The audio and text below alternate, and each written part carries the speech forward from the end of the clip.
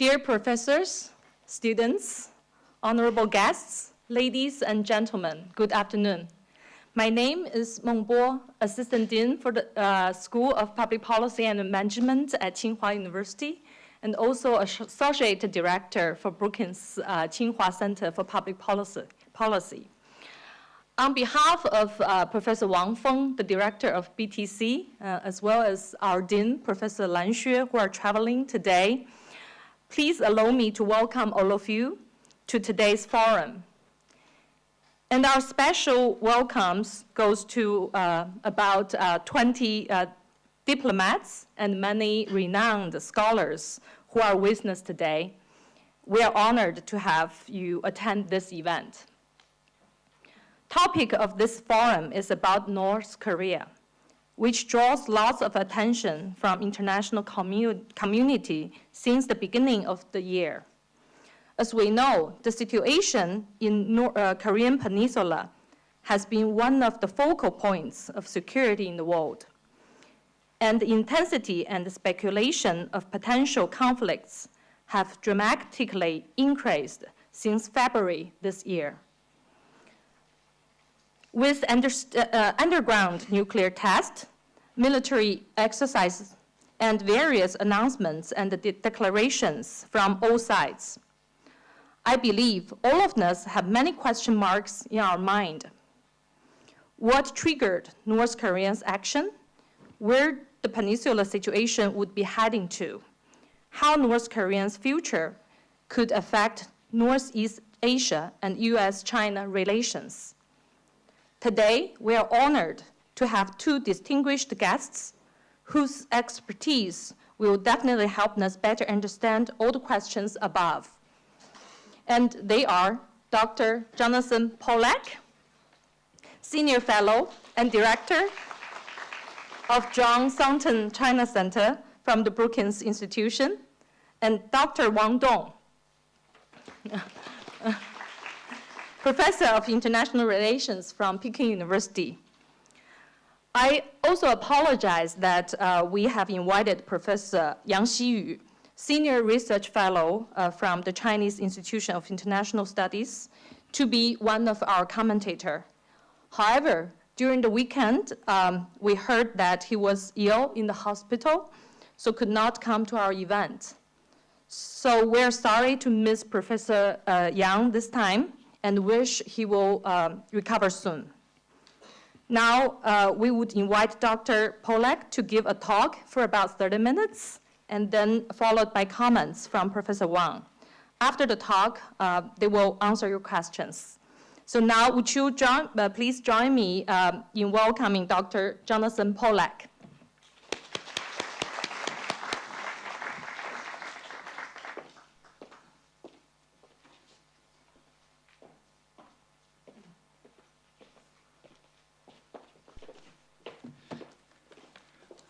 Meng Bo, thank you very, very much for the warm introduction, and I'm delighted to be here today to talk about a topic that is very, very much on people's minds, but many would argue we don't understand all that well. How do we explain North Korea and its conduct? And more important, how is it viewed by China as well as by others? And what specifically has China sought to do to limit the risks to its own interests on the peninsula and beyond? My own view of these questions is that all of them need to be seen through an historical lens. It's often argued we really don't know very much about North Korea. I would contest that. We know a great deal if you know where to look and how to look.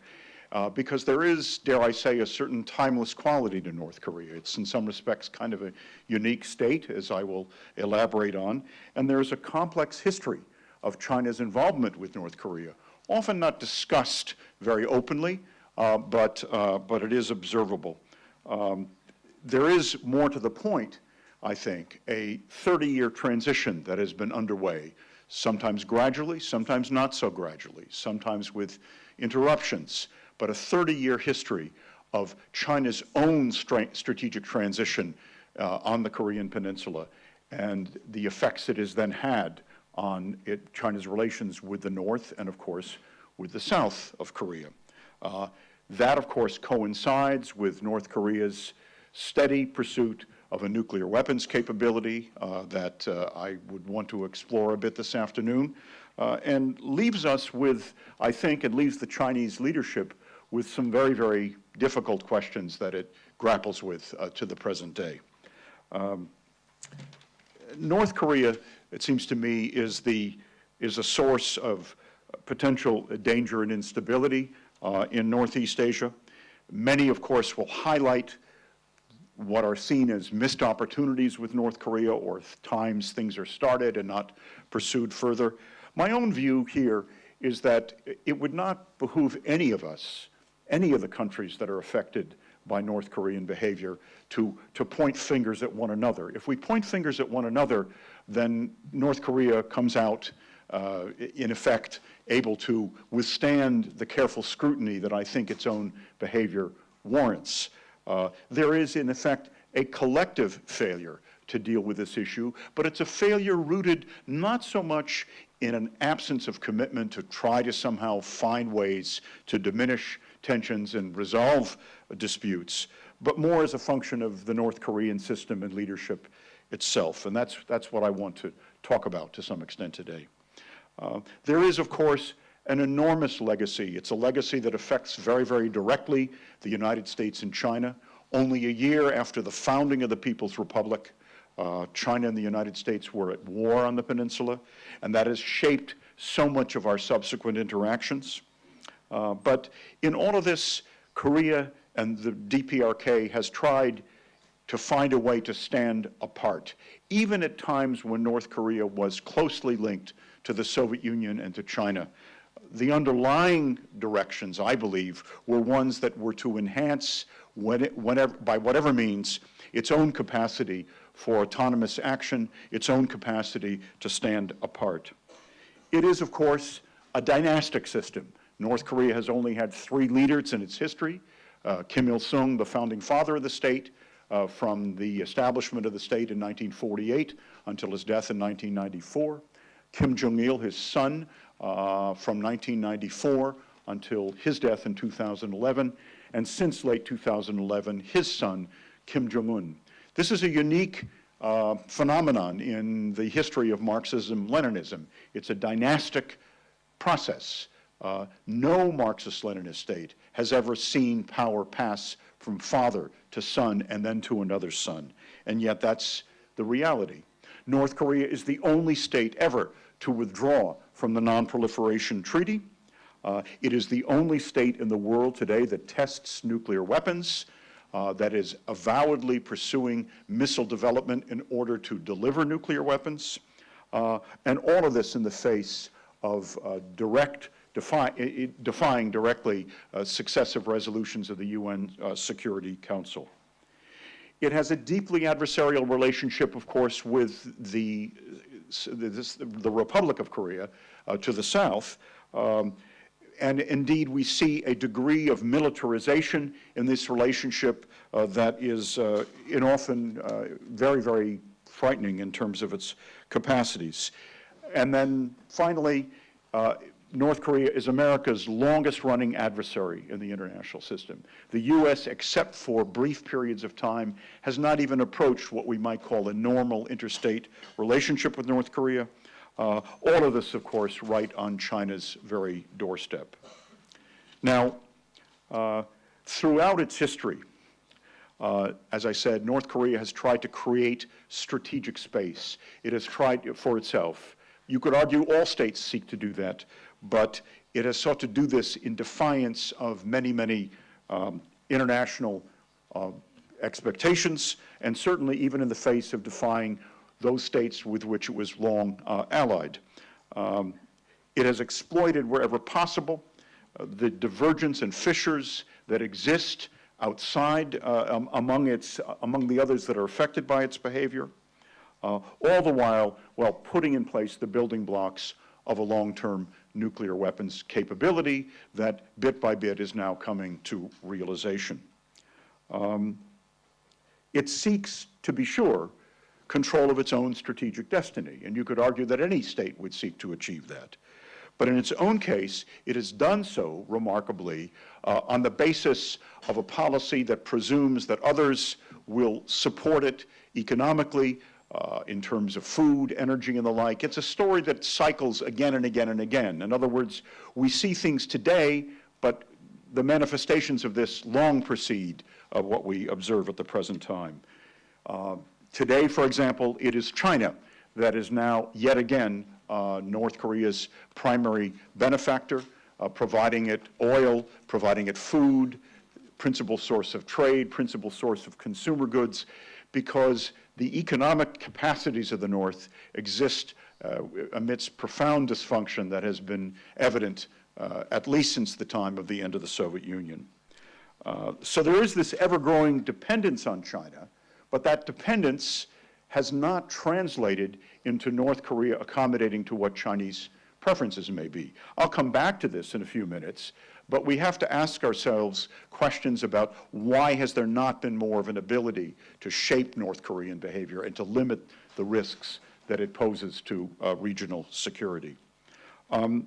Now, if we examine the longer sweep of North Korean history, something that many people are not aware is that the North was much more the dominant part of the economy of the peninsula. It was not until the 1970s, early to mid-1970s, that the per capita gross national product of the Republic of Korea exceeded that of the North.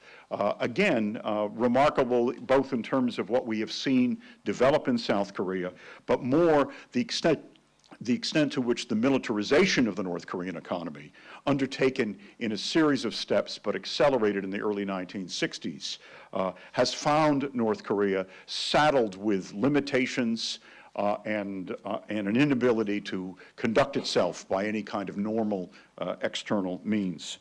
So, of course, in this process, because of the danger that nuclear weapons represent, there have been repeated efforts to try to inhibit the North's nuclear development. North Korea, of course, signed the Non-Proliferation Treaty in 1985. But the story here is one of, frankly, repeated failures, the repeated inability to hold the North to its commitments, and at the same time, without states having the capacity or means or willingness to challenge the reality of North Korea moving in the direction of its full nuclear weapons development. We might say, to some extent, North Korea right now bites the hand that feeds it, and that is very, very much China. In the book that I published a couple of years ago, I go through a great deal of the history, the origins of this program, the way the internal capacities were built over time in terms of infrastructure, scientific personnel, means of producing fissionable material and the like. The point I wanted to make is that the decisions that North Korea made about the pursuit of nuclear weapons long antedate the end of the Cold War. Many argue that it was only with the loss of its long-term alliances, first with the Soviet Union and then with China, that this is what induced North Korea to pursue a nuclear weapons capability. This is simply not the case. North Korea began openly talking, its officials began talking about a nuclear weapons capability in the 1960s, when it was an ally of both China and the Soviet Union. The program itself began to materialize much more toward the mid and latter parts of the 1970s, and really began to take off in the 1980s, when again it still had presumably a still vibrant relationship with both Moscow and Beijing. So it's important to bear in mind that this is not a recent development. Now, to be sure, part of what North Korea's responses were to the fact that the United States, for many, many years, deployed nuclear weapons on the peninsula, beginning first toward the mid and late 1970s, and then subsequently withdrawn all the remaining U.S. nuclear weapons were all withdrawn in the early 1990s. But the intent here, I believe, was to make North Korea, as its leaders said, an impregnable fortress of its own, something that could withstand pressures from the outside world, including from both Beijing and Moscow, and stand apart by whatever means were possible. From China's point of view, however, the transition that I alluded to earlier, the fact that China began progressively to move, to diverge strategically from North Korea, really began in the early to mid-1980s, partly as a consequence of the reform and open door policy, opening to the outside world. Kim Il-sung, who of course did enjoy a close relationship with the Chinese leadership. Kim had fled with his family when he was a young boy to Manchuria, spent 20 years in China, first as a young student and then subsequently as a guerrilla organizer. He joined the Chinese Communist Party. He spoke very good Chinese, and I think he felt an affinity with China. And there was an affinity that he felt with the Chinese leadership, with Mao Zedong, with Deng Xiaoping, and he would visit China with great regularity. In 1982, on a visit with Deng to Sichuan province, Deng sought to demonstrate what was going on in Sichuan in terms of the early reforms, particularly in the agricultural sector, in the belief that somehow this might help convince Kim Il-sung that this was going to be the way to some kind of a transition in North Korea as well. My own view would be that this was one of the areas that Deng failed. When Kim visited Sichuan with Deng in 1982, he made a promise to Deng. He said that he would send his son, Kim Jong-il, who by then was already his designated successor, he would send him each year on an annual basis to China to observe the results of China's economic transition. Kim Jong-il made his first visit to China in June of 1983. He did not return to China for another 17 years. Why? Deng had two goals. The first was to try to effect some kind of an internal transition in the north. At the same time that Deng sought to persuade the United States to meet with the two Koreas under Chinese auspices here in China. This was a formal proposal that Deng presented to then Defense Secretary Weinberger in September of 1983. The problem, of course, was that a month following that meeting was the Rangoon bombing, when 17 officials in 17 members of the South Korean cabinet were blown up in Burma by North Korean agents. Deng held young Mr. Kim Jong-il, responsible for this. There was an apology issued by Kim Il-sung, but the very fact that you had a leader who was then coming up that was defying China and others was something that I think was deeply troubling to Deng. So what we saw on a step-by-step basis beginning in the mid-1980s was the gradual movement toward a relationship between China and South Korea that materialized finally and much more definitively in 1992 with full diplomatic relations, to a point where, of course, today China and South Korea are major partners economically and to some extent politically as well. The trade that China does with South Korea today, or rather South Korea's trade with China as well, is extraordinary in its scale. It's about $225 billion a year, in contrast with about $6 billion a year in trade between China and North Korea. So the beginnings of this transition, I think, were deeply troubling to the North because it was seeing an erosion of its ability to influence and shape the behavior of its long-term benefactors. That, of course, this manifested itself most fully when the Soviet Union recognized South Korea toward the very, very end of the Soviet era, followed shortly thereafter by China. This had a devastating effect on the North Korean economy, and whatever the reluctance or the hesitancy to make a definitive decision in North about its nuclear programs, this was eliminated at that point, and that what you saw instead was the movement to an actual avowed nuclear weapons capability. So beginning in the early 1990s, the United States becomes part of this negotiating process. It's only at that point that American officials, for the first time at a senior level, meet with North Korean counterparts. And through a succession, if you will, of nuclear crises in the 1990s and then into the first decade of the 21st century, we saw North Korea step by step try to realize these capabilities.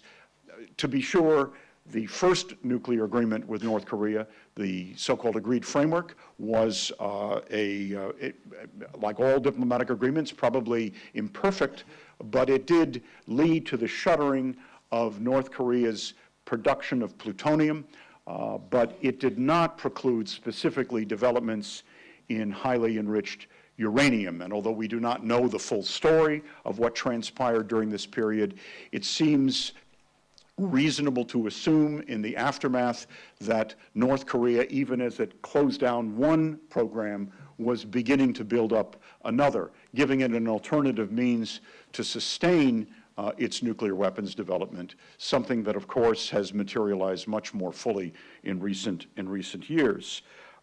Now, everyone says, everyone, and by that I mean all of those outside of North Korea, including the United States, including China, insists that we do not accept North Korea as a nuclear weapons state.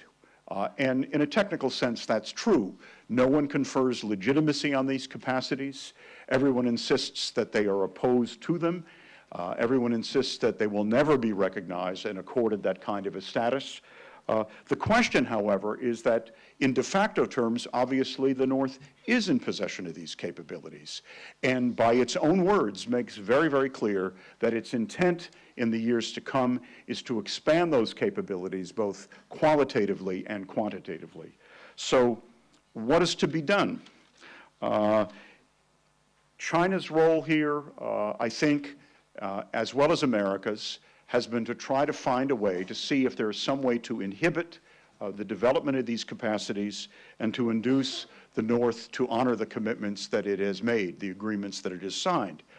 The problem, among other things, is that the North has walked away from all of those agreements and makes it very, very clear that it insists that if it were to return to any kind of a negotiation, it would have to be on the basis of the recognition by others that it is, in fact, in possession of nuclear weapons, that in effect, it has equal status to other nuclear weapons states.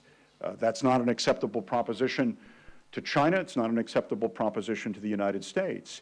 And yet, you have to ask, what do the options become under circumstances where you have a state in open defiance of what its commitments and promises were? So, as we look at this and we ask, what are the feasible options? Are there ways to inhibit what the North might do? The effort has, of course, been to constrain North Korea through a series of resolutions taken under the UN Security Council. They haven't worked, obviously, as well as many people would hope, although it's the question of can you raise the costs to North Korea to make it more difficult to pursue its nuclear capacities, as well as inhibiting other forms of its external behavior. China has been a major participant in this process, particularly since the onset of the second nuclear crisis that occurred early in the George W. Bush administration. But in all of this, China, even as it sought to effect some kind of diplomatic outcomes, demonstrated what would seem to be significant risk aversion, not pushing the limits of these policies too much, walking to some extent on eggshells, we might say. China's relationship, in fact, with North Korea is almost unique.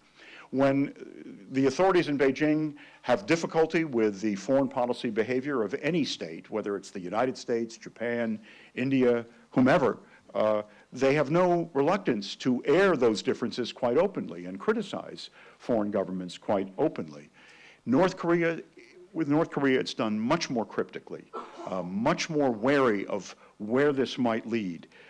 So this begs the issue, what is it specifically about the relationship with North Korea that makes it so difficult for China to take particular kinds of steps compared to all of its other bilateral relations?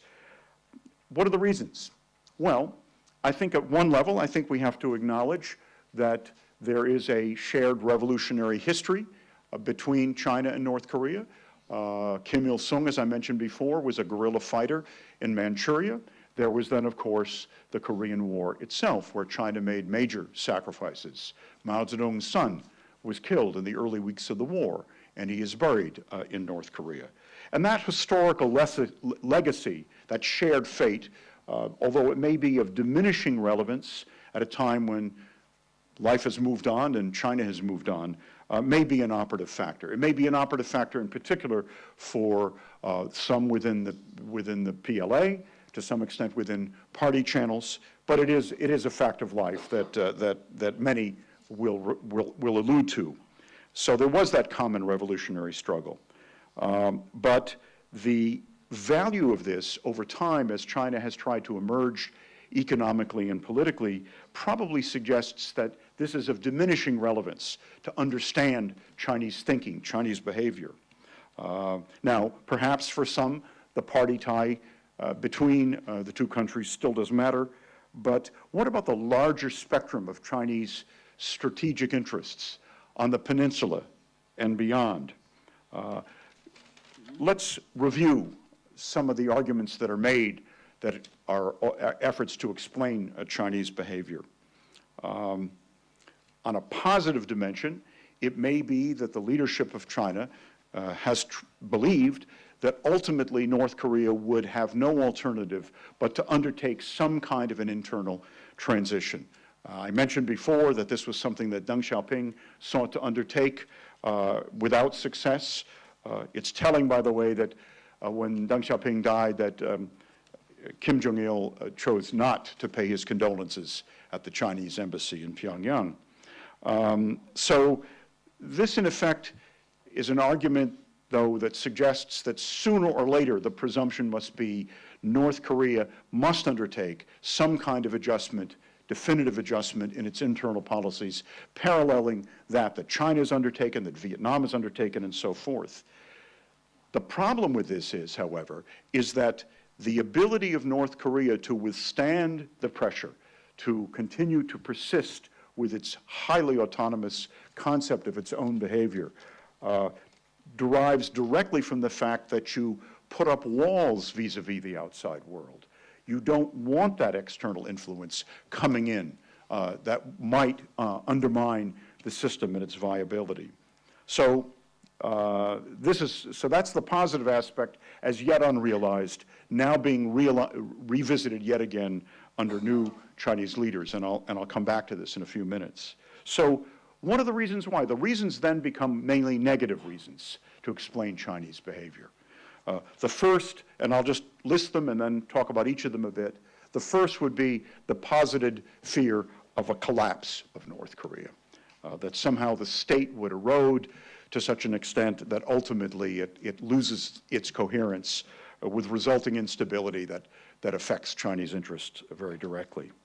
A second argument is that North Korea is a presumed buffer state for China, that it is somehow a strategic asset for China, that it helps protect China from other, potentially threatening behavior, particularly from the United States, since the United States, of course, is closely aligned with the Republic of Korea.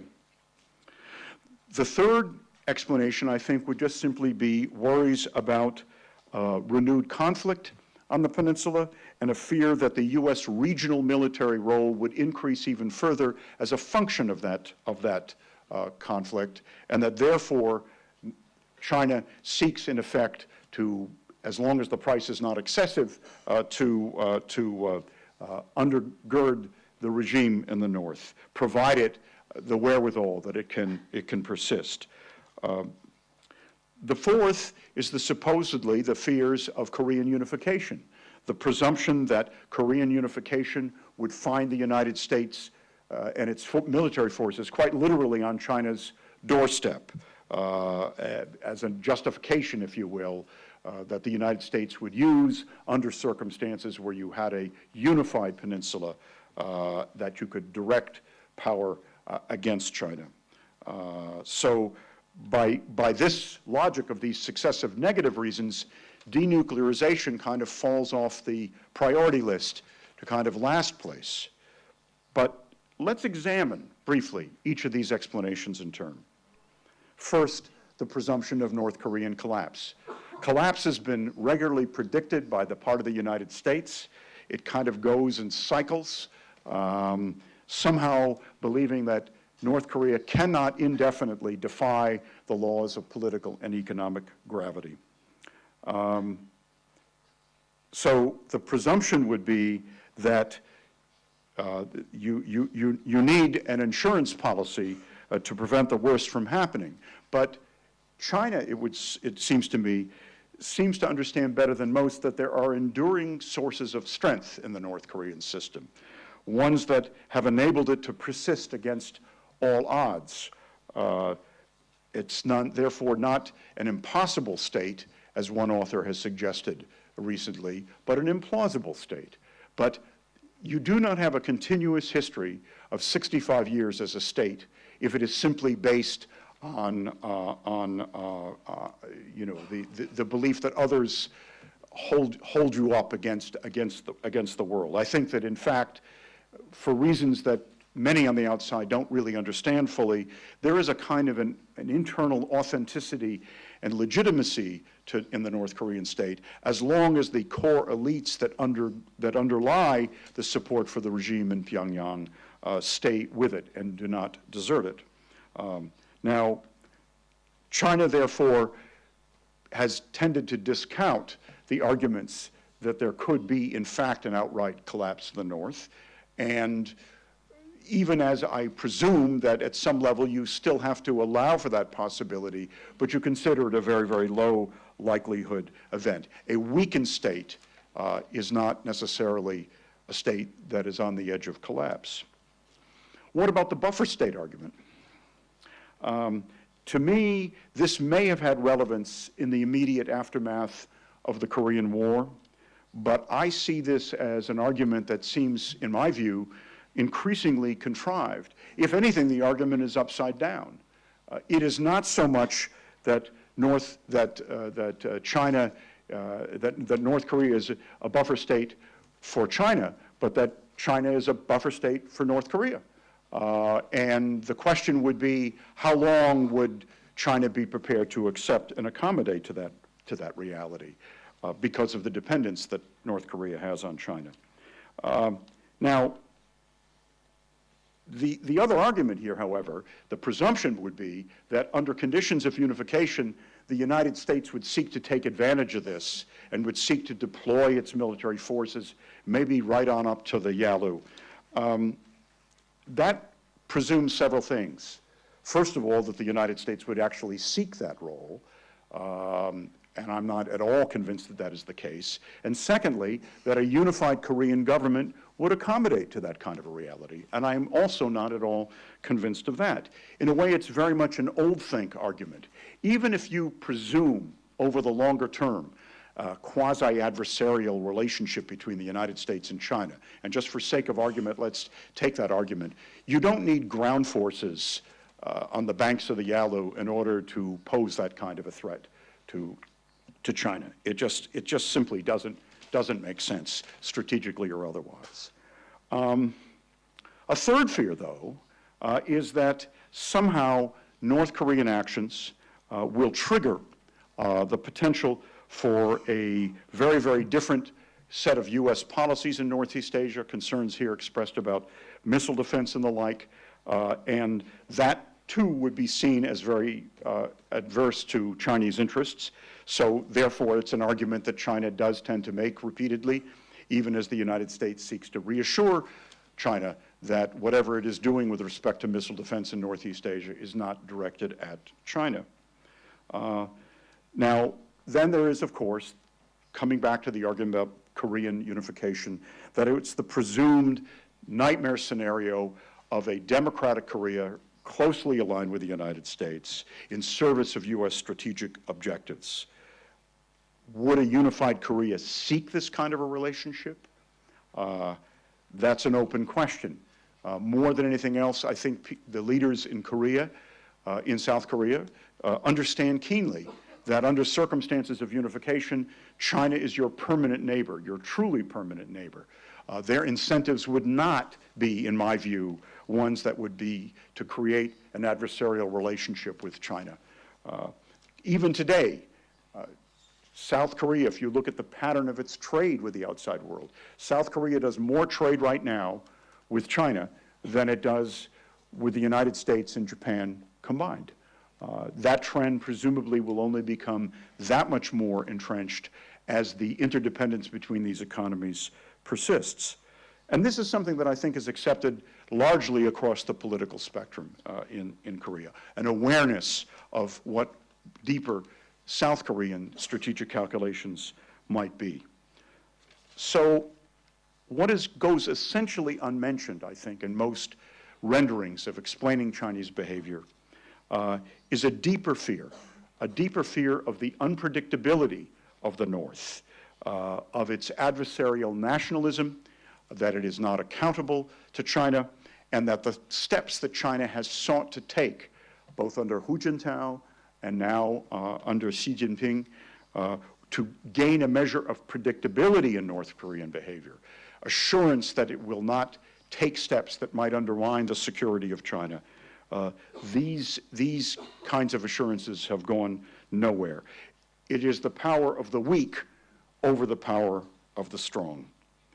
Looked at both historically and at present, North Korea, rather than being some form of a strategic asset for China, is very, very much a strategic liability. And more than this, China often talks about its concerns about the lack of strategic trust between the United States and China. There is most assuredly a total lack of strategic trust between the leaders here in Beijing and the leaders in Pyongyang. So all of this suggests to me that China has to ask itself some fundamental questions about whether or not a redefined set of strategic interests would enable it to deal much more fully, both with the United States and with the Republic of Korea, if it concludes that North Korea's behavior ultimately poses a truly severe threat to the interests of China. The evidence, though, has begun to mount. Kim Jong-un, rather than, as he said at one point, opening the gate, has reverted to form. He has picked up where his father left off. He has made a reiterated commitment to the goal of nuclear weapons enhancement, both, as he says, qualitatively and quantitatively. He is a young, untested leader who will not allow China or any outside power to influence unduly its strategic choices, and that China would not have any kind of a special role, if you will, in relation to the North.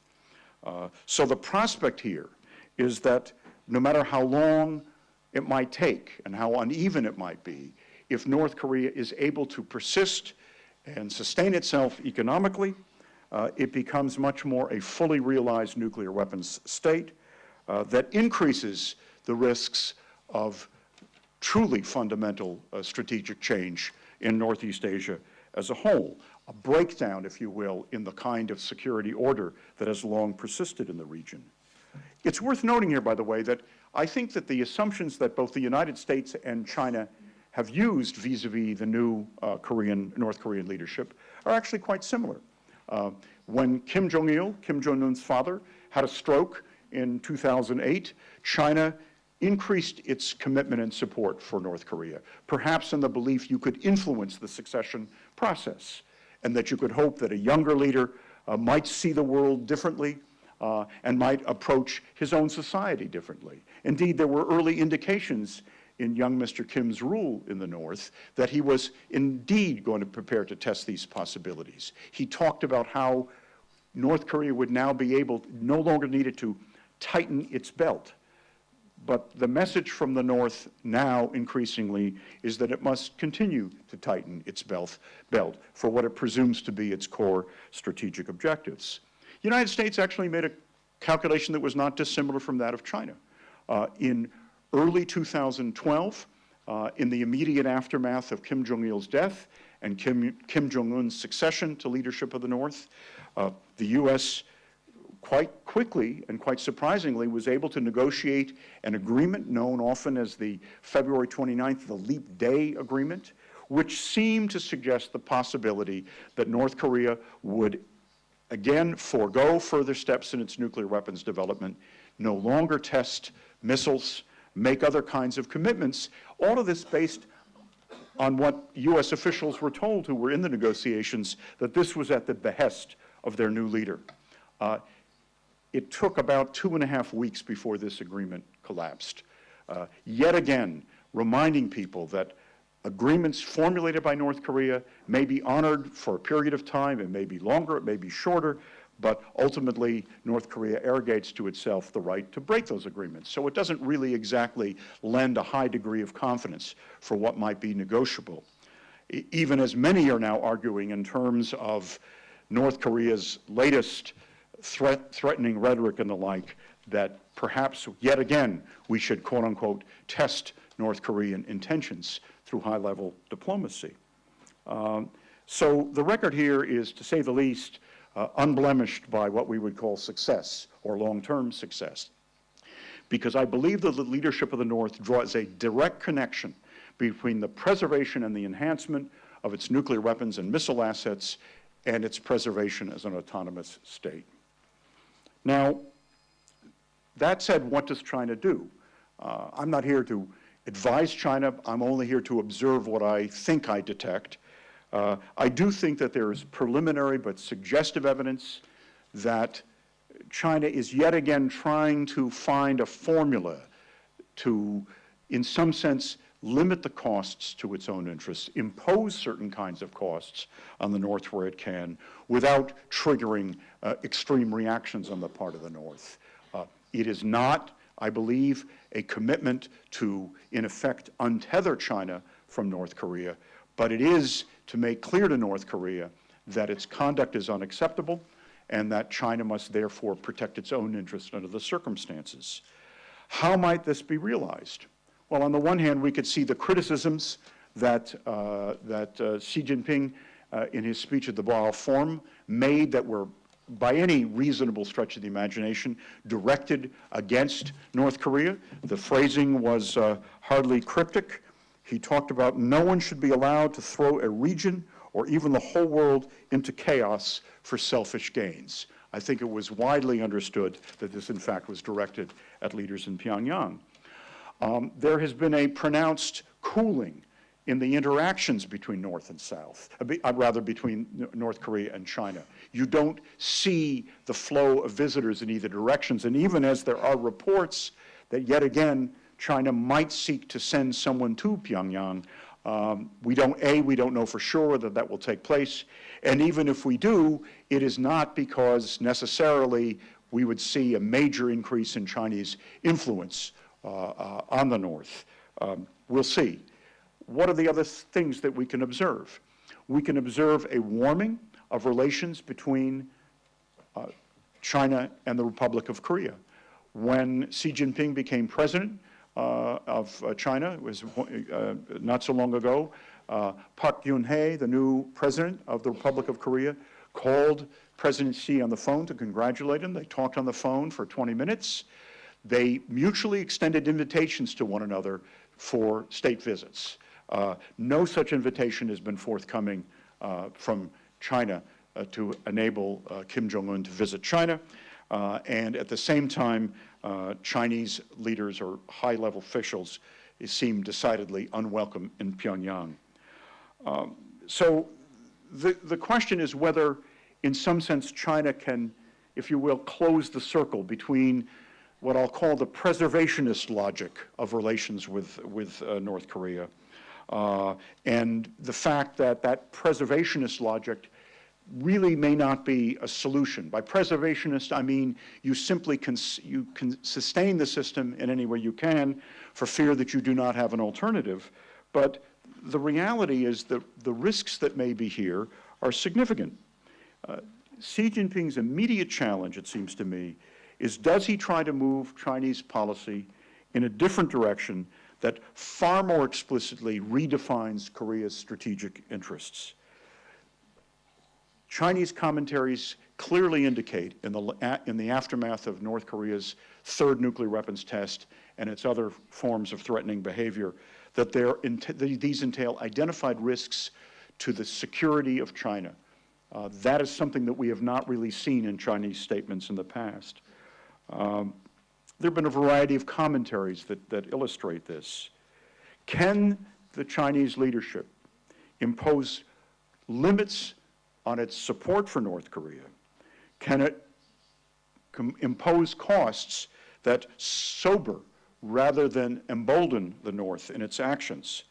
Or do those run risks, in China's view, of provoking a more adversarial relationship between the North Korea and China? Or is it somehow still hoped that, against all odds, North Korea will not be able indefinitely to defy those laws of gravity that I mentioned before? In my view, these operative terms of reference are slowly but inexorably under debate here in Beijing, and they do suggest to me the possibility that of a gradual redefinition of Chinese interest on the peninsula and relationship both with the United States and South Korea in the context of the peninsula. How China evolves these interests and defines these policies in the months to come will reveal a great deal about the foreign policy directions and how China conceptualizes its longer-term interests in this very, very important but very, very endangered part of the world. Thank you very much for your time.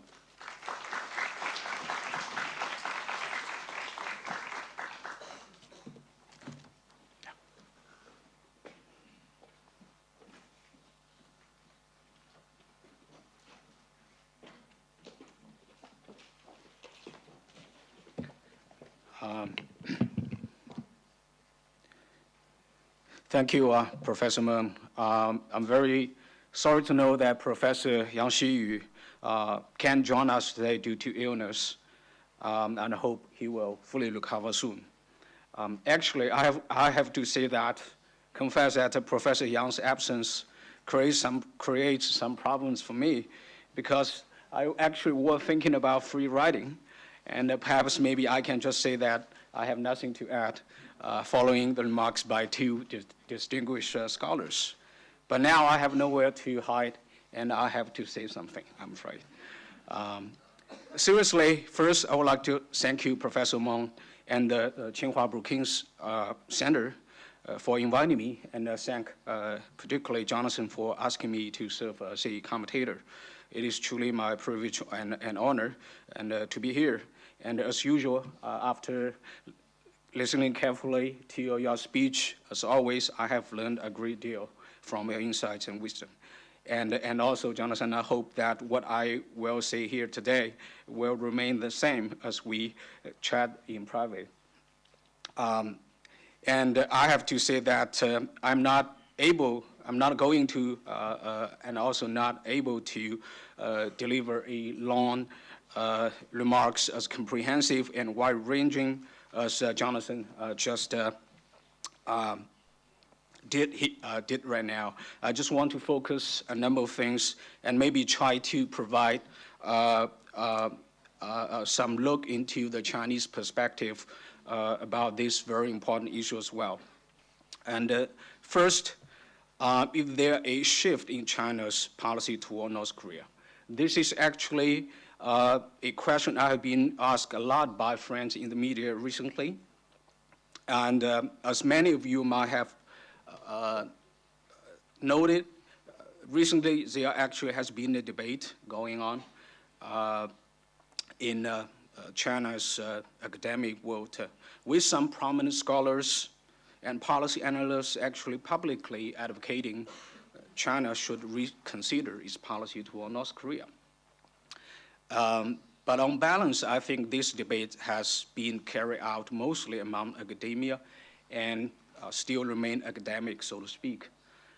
So I think recalibration might be a better word to describe what is happening now in China's policy toward North Korea. And there are a number of reasons why there wouldn't be a fundamental shift in China's policy toward North Korea, and I think Jonathan has just laid out some of them in a very convincing way. And I just also want to add that both historical memory or historical legacies and maybe also bureaucratic interest or inertia, those are the number of reasons that why we probably will see the fundamentals of China's policy toward the Korean Peninsula will remain the same. And at the fundamental level, I believe that China's policy toward North Korea is also made based on its calculus of China's national interest. The new leadership's foreign policy style has been characterized as assertive in positive sense, which means China will be more assertive in defending its strategic and security interests.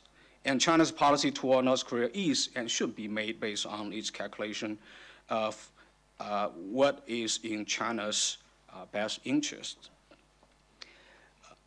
That being said, I also would like to call your attention to another very important fact. That is, there has actually been growing sentiment of frustration and pure anger, actually, among the Chinese public. If you have followed the netizens' comments, the outpourings of angry and sometimes nasty comments about DPRK's provocations and irresponsible behavior was actually unprecedented.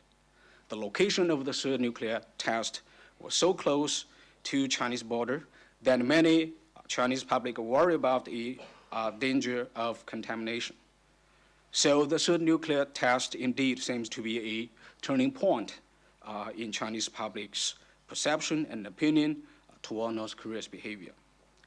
I think such a significant shift in China's public sentiment will, in the long run, provide more confidence and even legitimacy for Chinese leaders to deal with the North Korea nuclear challenge in a more quote-unquote assertive way. And I'm sure that we have a lot of friends in the media here today in the audience. Maybe I'm wrong, but I don't recall I have read any polling data regarding the Chinese public's opinion toward the North Korea's nuclear ambitions. I would encourage our media friends, particularly the Chinese media friends, maybe to conduct some polling or survey just to, I think, gauge in a more accurate manner the Chinese public's attitude toward North Korea's behavior.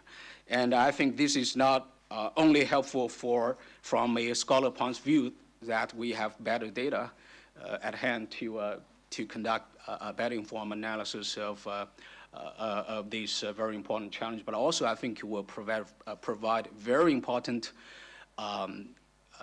data or basis for the Chinese top leaders to really to engage in a deliberations about China's policy toward North Korea and the peninsula as a whole. I agree with Jonathan. I think Jonathan being very gracious in not publicly criticizing China's policy toward North Korea, but based on my own interactions, communications with a lot of American friends and colleagues, I know that there has been a lot of dissatisfactions on the American side regarding China's policy. And there's no denying that there's differences and even disagreement between the Chinese and the United States regarding what we should do toward North Korea. And first of all, I want to add that we should also recognize that we also have a very fundamental shared interest in seeing a nuclear-free peninsula, or to be more specific, to have the denuclearization as the final goal. I think this is, there's no question that both China and the United States is on for that. But the question is just regarding two approaches. So I think Jonathan has already alluded to that.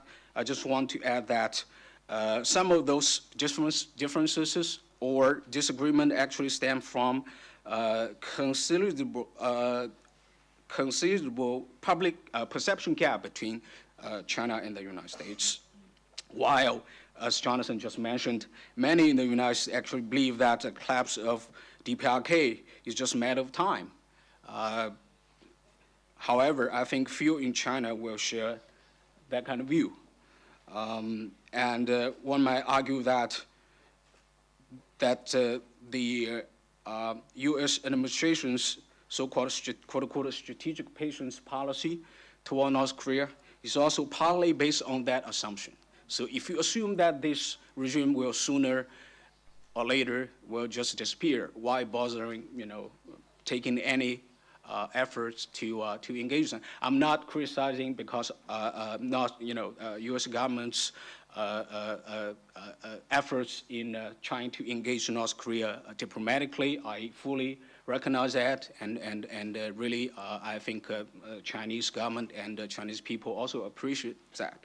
But I think the fact that we do have a different perception about this assumption, and I think personally, I think such an assumption might needs to be critically re-examined.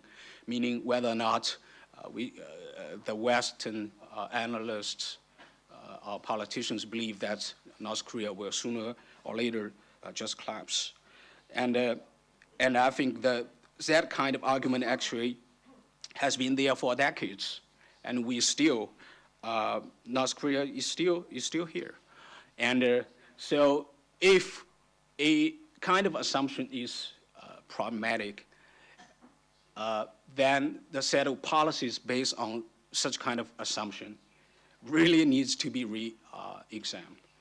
So I think we all need to probably have to study closely about North Korea, about the resilience of this regime, and if we recognize there's some problem in our assumption, then we have to deal with that as well. And the third question I want to talk about is also very specific. So what to do about it?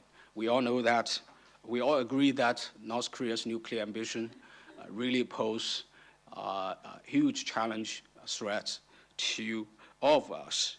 But the question is how to do about it. And personally, I think, and this is actually what I always advocate whenever I am invited to speak in South Korea. I would argue that we actually should think about a peaceful, what I will label it as a peaceful development strategy toward North Korea. And I think that China should play a leading role in that effort. If we all agree that alternative approaches are either too just unlikely or too costly to contemplate, then we have to really think about what are the means and ways that in long term and hopefully gradually we can really to not only contain this current threat, but also find a path toward which we can really eliminate this threat all at once. And I believe this is actually the base of China's policy has been for a very, very long time, as Jonathan just traces back to former leader Deng Xiaoping.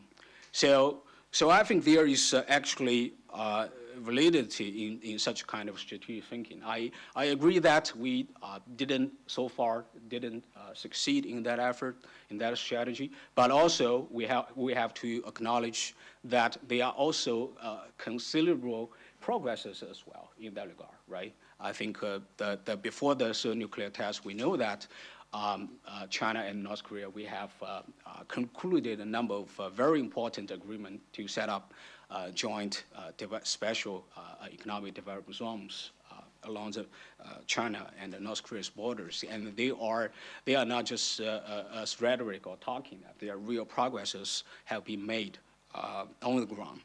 But the problem now, the challenge is that apparently the North Korea wants both nuclear weapons and economic reform. So how to deal with that? This is a clear message I think we've got from North Korea. And so to speak, North Korea both wants to eat cake and take the cake. So how to deal with that? I think I agree that this is a challenge.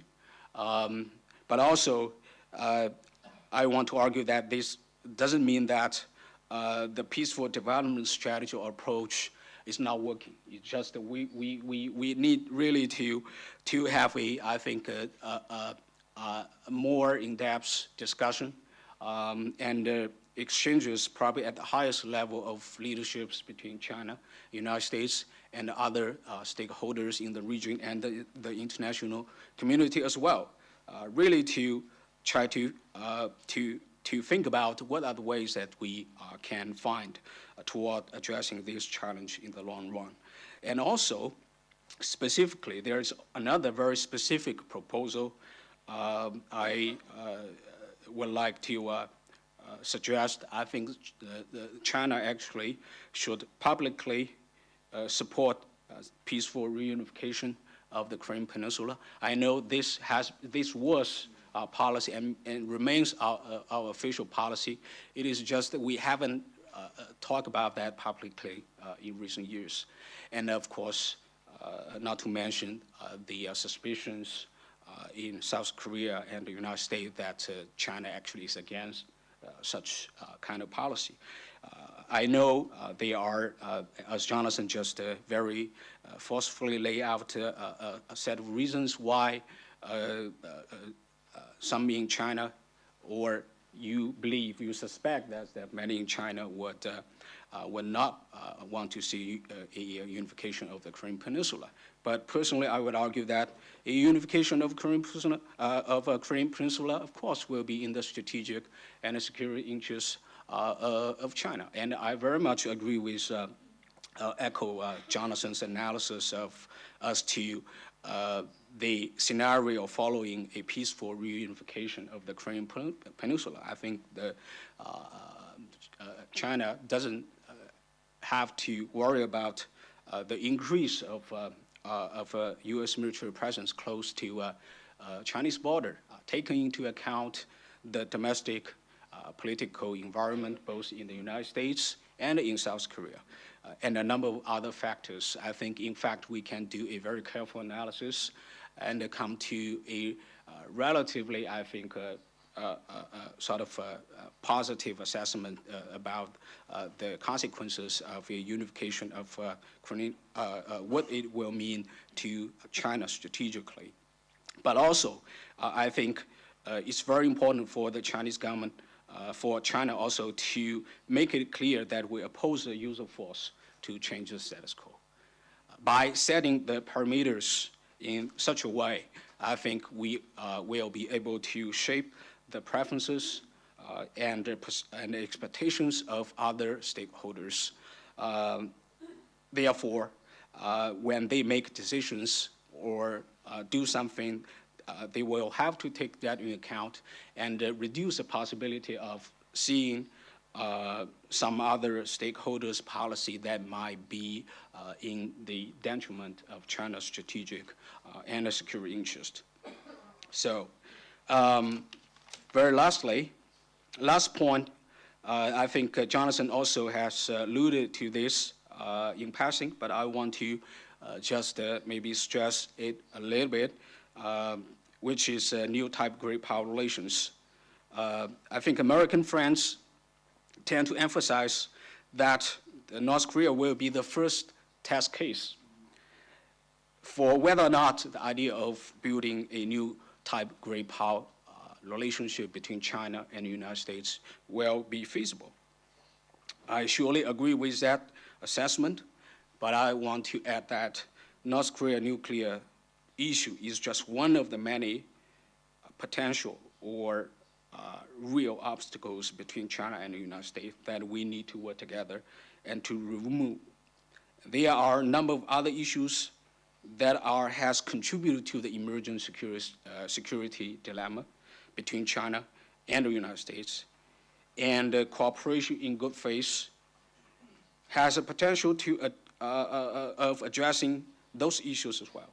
So my point is that our approach to new type great power relationship shouldn't be one that, oh, let's wait and see if North Korea issue really pass a test, and then we will, work with you on this idea, because I think the Chinese government leaders propose to build a new type great power relationship between China and the United States.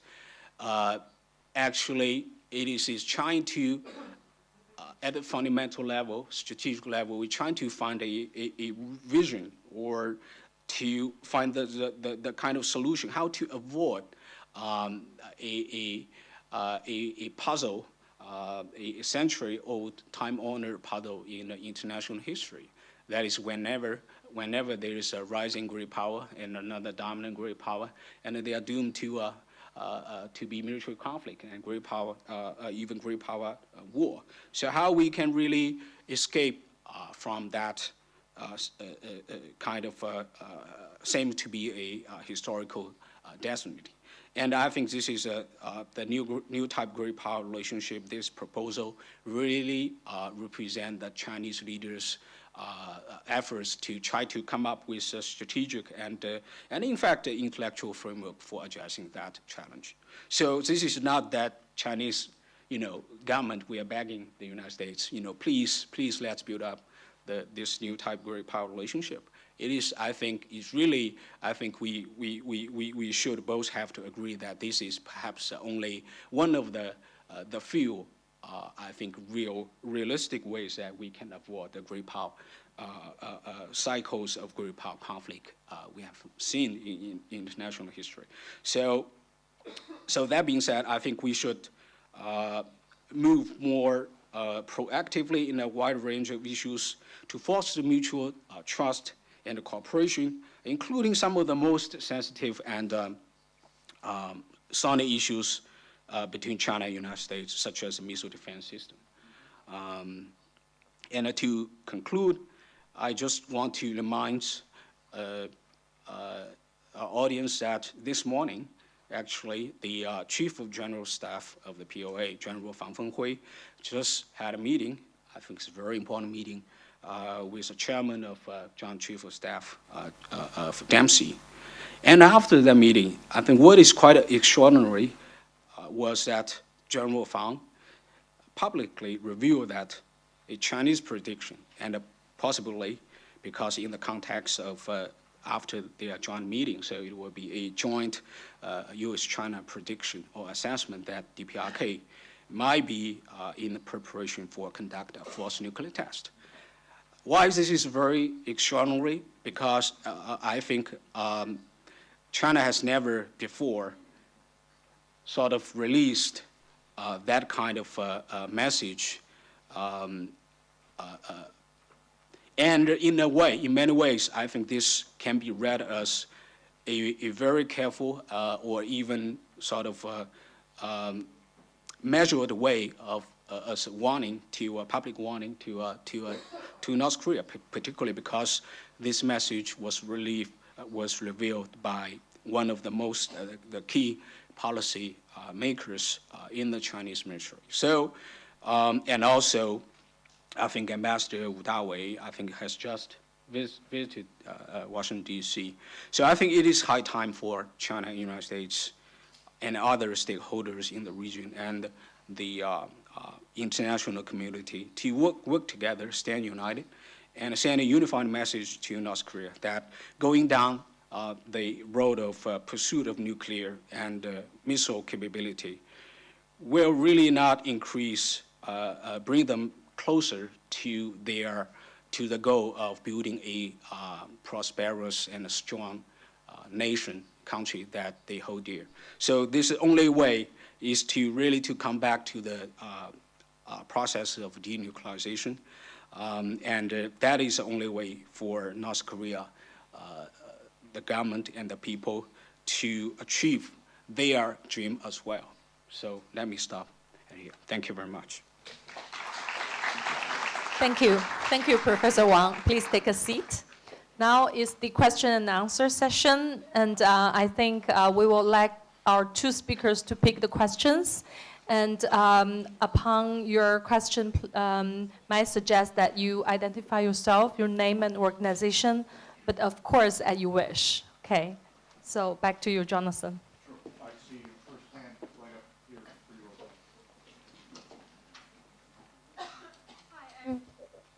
Ann Sherman from the Carnegie-Tsinghua Center. It seems that one of the biggest inhibitors to U.S.-China cooperation on North Korea is a perception among the Chinese that the U.S. goal is regime change. So how can Washington convince Beijing that that is not our goal, and how can Beijing convince Washington that it's actually taking real steps to address the North Korean behavior? Am I on? Yes. I dare say, for better or for worse, the conception of regime change is indelibly associated with what happened during the period when George W. Bush was president and with the attacks on the invasion of Iraq. And yet, I don't know whether we are talking, it's difficult to conceptualize with the existing system as we see it and the existing leadership as we see it, a different kind of outcome in the North, which is, of course, deeply troubling. For that matter, although China certainly does not speak the language of regime change, it may well be, whether conceived of as regime transition or some other kind of regime evolution, that the only way out of this would in fact be for a different kind of leadership in the North. Now, the question is always is, how do you get there? How can you shape or redefine the kinds of goals of the North Korean state? And, you know, that's one of the reasons why my book is entitled, very depressingly, No Exit. This is a family dynasty. It's a dynastic arrangement with core elites that surround the center, and unless and until you see a disassociation from core portions of the North Korean elite, could we imagine, in my view at least, a different kind of outcome? I mean, I think the other phenomenon here, of course, is just simply when you ask about questions of transition or evolution, the question as always is how? What kind of a timescale do we have in mind? Can we persist with the kind of system that is in place with the kinds of priorities that it has, or can it be induced by one means or another to a different kind of outcome? But your question also posed the issue of the discussion that the United States and China have to have. They have not had and must have. And I do think that there is growing evidence that China is more prepared for some kind of a bilateral set of discussions about North Korea. That too is a big breakthrough, I think, or potentially a big breakthrough. This is very annoying. That needs to be pursued. Oh, thank you. We'll see if this one may be more consistent. Okay. So I don't really have an answer for you as such, because I don't think that this question has ever been broached extensively between the U.S. and China. I mean, there's instead necessarily in the course of diplomacy a kind of a narrowing of objectives on how do you prevent this or that step being taken by North Korea, rather than identifying that the question of North Korean nuclear weapons development is actually a question of the North Korean regime itself. So that said, there is also the factor of South Korea. This cannot be, in my view, a conversation largely between the United States and China. And I would even say that there are real possibilities that South Korea can play a much more significant role in this process, maybe almost to a certain extent in between the United States and China. So there are possibilities here, but the bottom line is this. If the North perceives that there is political space that it can maneuver within because of the divided assessments of the outside world, they end up living to plan for another day. And somehow that is why some sense of common purpose has to be evolved, I think, between all of those that are very, very much affected by North Korea and its behavior.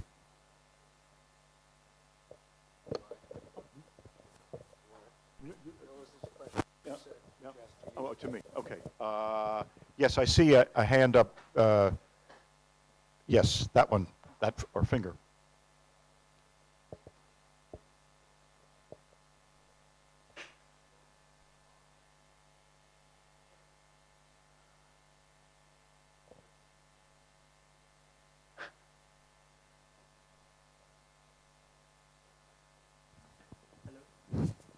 Testing. Oh.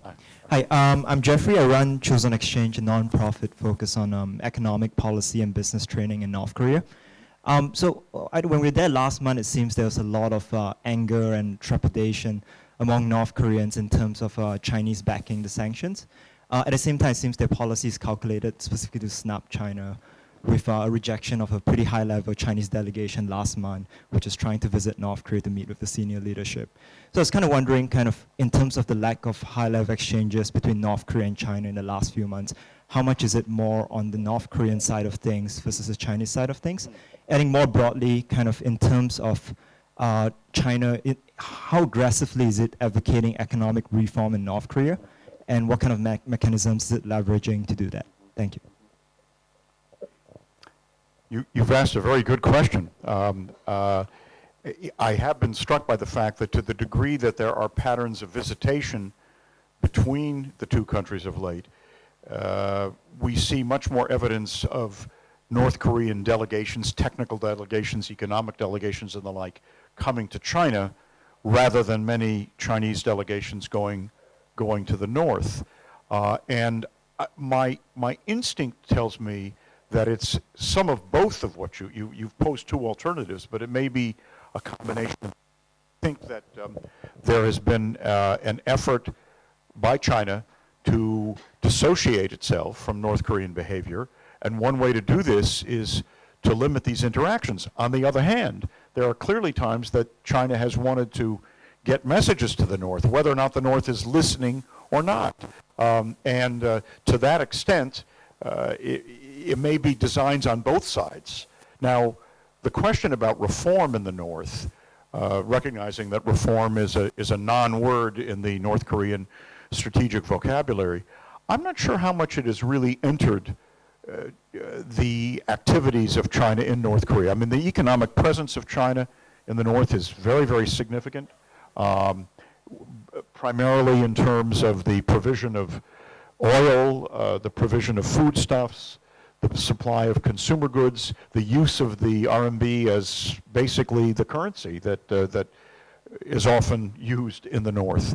But that North Korea's strategy in terms of what I'll call state-sponsored assistance from China is much more akin to what we might call an enclave strategy, contain the influence as much as possible in some kind of particular physical space, rather than see it spread within the society as a whole.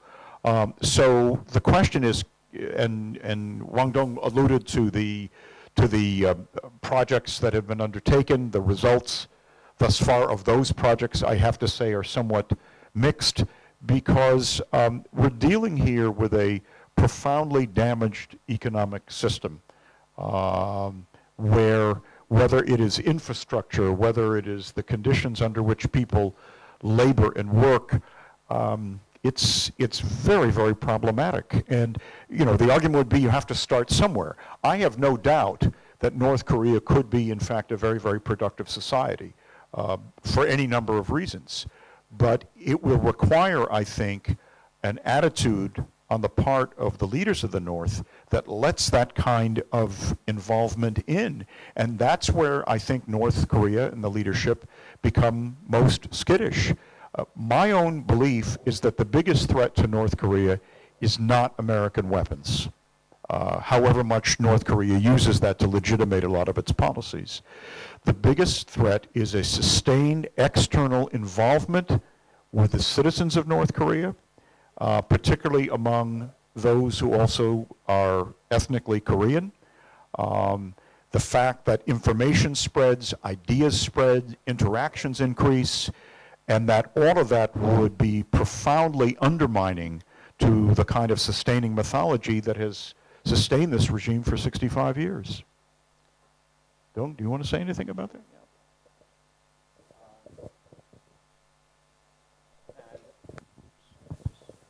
Hello? Yeah. Well, this is a very important question, also a great question. I just want to echo with Jonathan that I think this is a very difficult process. I'm not suggesting that it will be very easy for China, for us, and China particularly, to persuade that reform and opening up will be the only durable way for North Korea to achieve its own ambitions or dream, to paraphrase from a very popular political vocabulary here. But I think North Korean people also deserve their own dreams. But just a part of that, their dream now is, from the standpoint of the international community, is really wrong-headed, and there are some problems in that, and we need to talk to them and need to persuade them why this is not in their interest, really, to going down the current path. And regarding the economic reform programs, I think the China has been very aggressively pushing for that, as we all can tell from the and the things that the North Korea's nuclear ambitions really come in as a twist of this whole process, and that's why this whole issue or challenge is so complicated, because the logic goes, as soon as we convince North Korea this is in their best interest, and they opens up, and eventually they will be sort of quote-unquote socialized into the economic globalization process. And in fact, I think a lot of points in that kind of argument, because as soon as North Korea gets hooked into the process of globalization, there's no way they can turn it back. And I can see Jonathan's points, why such kind of economic reforms or opening up might, in the long run, create problems for DPRK, the regime itself. But I tend to guess that when those players, whenever, if we look at international history, a lot of institutional changes, some of them are based on very careful sort of rational choice, calculation of your interests, but oftentimes also based on what you believe. So for instance, some Chinese analysts and others have argued about the possibility of North Korea might miscalculate, might greatly overestimate the kind of nuclear deterrent capability they now have acquired, therefore leading to their belief that they can conduct some kind of quote-unquote, punitive actions towards South Korea without being punished.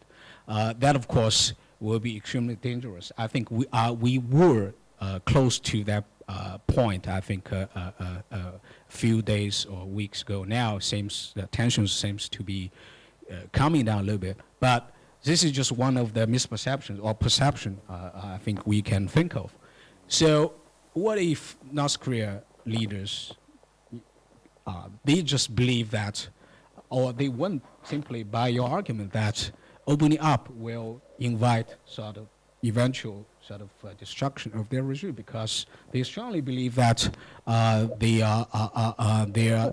legitimacy and the kind of support they can enjoy. So if that is true, then in theory, I think we would also expect the conditions, I think, much more favorable to an overall institutional change that will gradually lead into the direction of economic reform and opening up. So in that regard, I tend to be, I think, cautiously optimistic about that. Yeah. Yes, there's a hand there behind the camera.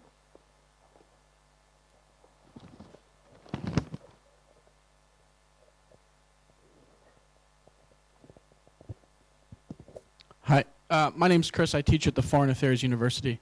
I just want to say, first of all, I really enjoyed both of your comments, and one of the things that strikes me after listening to both of you is that while the short-term conception of the problems on North Korea seem to be fairly consistent between the U.S. and China, it's the long-term where there's really a bit of tension. So I think in terms of the practical usefulness of gatherings like this, I think as much as we can try and figure out sort of what the sources of that tension are, the more beneficial these kind of events can be. So to that end, I'd like to ask Dr. Wang a few questions about your professed support for an eventual reunification scenario, and mention a few concerns that have been raised to me by Chinese observers about what would likely be some of the stumbling blocks under that scenario. I do so because I think it would be valuable, number one, but also I think there might be a corollary effect of pushing the public dialogue in this way might end up increasing the leverage over North Korean behavior. One concern that has been raised to me is the idea that under a unified Korea with Seoul's control, South Korea might be tempted to attempt to retain the North Korean nuclear program. And so my question would be whether or not your understanding would be that the Chinese would be comfortable with existing commitments to denuclearization on the peninsula, or you think that that would require a new commitment to denuclearization. And then also on troop levels, obviously one of the concerns under a unified Korea for China would be the presence of American troops within that country. So I'm wondering if you could give me any indication in terms of what China's expectations would be for the reduction of those troop levels and on what kind of time frame the expectation might be that those would take place. Thank you. Thank you. Thanks, Chris. Excellent questions. And indeed, to your first question, I think if we are going to do some sort of intellectual exercise and think about what the kind of consequences of a unification scenario, I would argue that the possibility of a unified, I don't want to presume that it will be a unified government dominated by South Korea, because that will imply that a collapse scenario. I have already criticized that assumption. So let's say a unified Korean government wants to retain nuclear capability. I think that probability is extremely low simply because of number one, the international, the progress of international norms and the existing of the NPT regime, which has really provide no space for the legitimacy for a unified Korean country want to retain nuclear capability, because at that point we would have seen the kind of traverse we have gone through all the way upon to a peaceful unification. So anyone want to advocate that now let's try to retain this capability, I think will not only be met the very strong opposition from international community, including China and the United States. I'm fully convinced of that. But also, I think to a great extent, I suspect the majority of a unified Korean people would support such kind of a position, because it simply doesn't make any sense strategically speaking, because you are no longer facing any threat from anywhere. So what's the point of retaining nuclear weapons? Just to increase your prestige? But South Korea, has already been one of the most extraordinary success story in the international stage. Why bothering go down the path of trying to scramble to retain the nuclear weapons and make yourself the enemy of the whole international community again? So I just don't see any kind of political rationale for going down that path. And in terms of the troop levels, I think that Jonathan has just made a very convincing argument, and I very much would like to echo Jonathan's assessment as to why I think this is also unlikely that the United States would retain, much to mention, to increase its military presence on the Korean Peninsula, because the legitimacy or political justification of American troops right now on the ground in South Korea is because of the threat from North Korea. So if the peninsula is peacefully reunified, then the threat is gone. I don't think the American public will have stomach for sort of expanding, spending so much of money and putting their boys and girls. I think on foreign soil is really, I just don't feel the political dynamics going in that way. And also taking into account that Korean people, both North Korean and South Korean people, are very, to put it in the best way, they are very proud of, of their own countries. So this is a very typical, a very strong sentiment of nationalism there. So I don't think even right now, with such a serious threat from North, we do also see in terms of political spectrum, there are quite a number of people on the left in South Korea. They really want to see American troops out of South Korea. So I just, if you're putting all this together, I just don't think the likelihood of American maintaining, much less to mention increase its military presence on the Korean Peninsula will be very high. I think it will be extremely low. Even any U.S. president wants to push for that, he will have to fight a very, very difficult uphill battle to get that. And I don't think, and of course, during that process, China won't sit on its hand and do nothing. China, of course, will come up and strongly oppose that. And that, again, of course, would also add additional pressure for any U.S. leaders to reconsider its such kind of, quote unquote, hypothetical strategy or approach. Johnson, you want to add? Yeah, no, let me.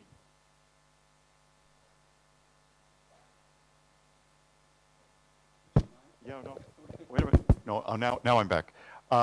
Yeah, no, I think Dong has made some very, very relevant points. I think it's fair to say that the circumstances of Korea under conditions of unification, recognizing that the how of unification, the time dimension, the degree to whether or not it would be something that would be highly conflictful or something else is a relevant factor, but that even at present, I mean, under the George W. Bush administration, the United States went from a troop strength in South Korea of 38,000 to about 28,500. Because I think over time, the challenge for the deployment of U.S. forces, particularly ground forces, the footprint of those forces in societies abroad, even if there is a close link to the United States, steadily diminishes. And as I indicated before, I mean, if you're thinking about the way warfare is conceptualized over the longer term, the days of these very, very substantial ground force deployments or conceptions of one country invading another, that has diminished hugely. There are ways you can degrade or undermine states, obviously, by other kinds of means much more effectively that do not require significant numbers of military personnel. That's a long-term trend. But Dong's point is well put. If there were Korean unification, what would be the strategic horizons of a unified Korean state? How would security be conceptualized? Would it require a significant ongoing foreign, presumably U.S. presence? How could it be done in a way that does not signal adversarial conceptions vis-a-vis China? I mean, unless there is Chinese behavior that is so egregiously undermining of South Korean or a unified Korea's security, I find it problematic to imagine the sustaining of a very, very significant, large-scale American military presence. What you could ask is, how do you conceptualize the kinds of security relationships that would exist under conditions of unification? But that's a different question. There would be significant alliance redesign, if you will. I can't see how it would be otherwise. On the nuclear question, I know that at present, there are arguments that are emanating from some in South Korea that not only should the U.S. return its nuclear weapons to the peninsula, but at the same time, South Korea should again undertake a nuclear weapon of its own, except presumably this time it would be overt rather than covert, as it was under Park Geun-hye's father.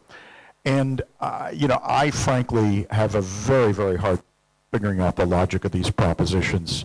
It just makes utterly no strategic sense, particularly as the United States and others try to find a way to reduce the centrality of nuclear weapons to American foreign policy. I mean, to be very blunt, the United States has military capacities that could be quite extraordinary that do not require reliance on nuclear weapons. And that is the long-term trend that we will see more and more of. So I'm at a loss to understand what the logic of this proposition would be. And if, in fact, that is the direction that South Korea were to go in, then we really are talking about the breakdown of the regional security order that, for better or for worse, has sought to keep the peace in Northeast Asia for decades.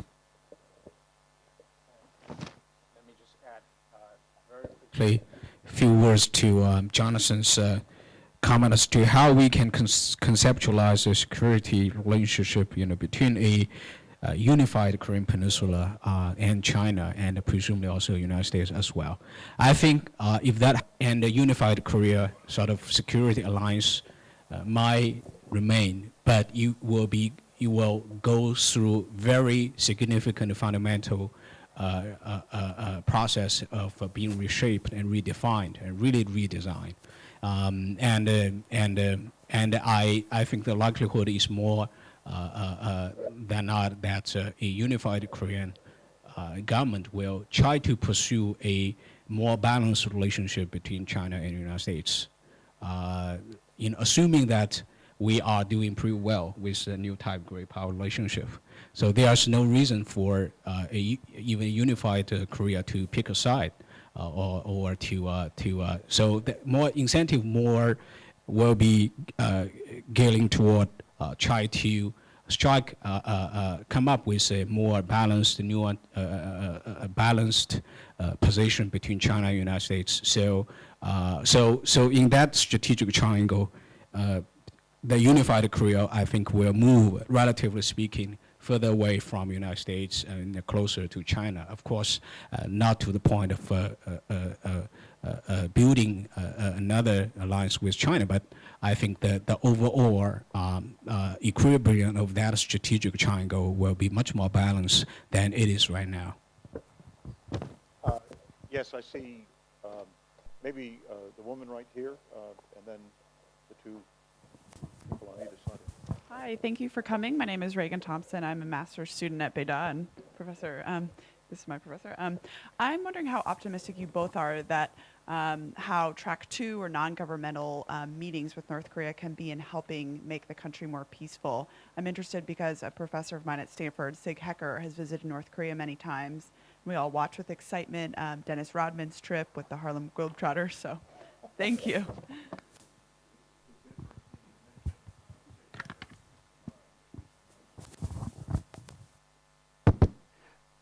Sig has tried, he has not been allowed entry into North Korea since November 2010, when he observed the nuclear enrichment, uranium enrichment facility at Yongbyon. So that's a source of some real vexation and frustration on his part. Maybe Sig is just a little too smart, and that's part of the problem. He sees too much. Having myself traveled to North Korea several times on Track 2 delegations, I mean, they can serve a useful purpose, although I suppose the question would be, what is the purpose that you think that they are serving? If I might offer a slightly cynical view of this, is that I sometimes think that North Korea, when it has conducted or permitted this Track 2 activity, it's precisely when negotiation is not ongoing, with the outside world. So it's almost like spring training in baseball, if I could use an analogy, to make sure that your message is still highly refined. These are diplomats that absolutely know their brief. They want to keep in fighting form, if you will, in some sense. So the question is, can you make headway in that context? There's clearly a spectrum of views on this.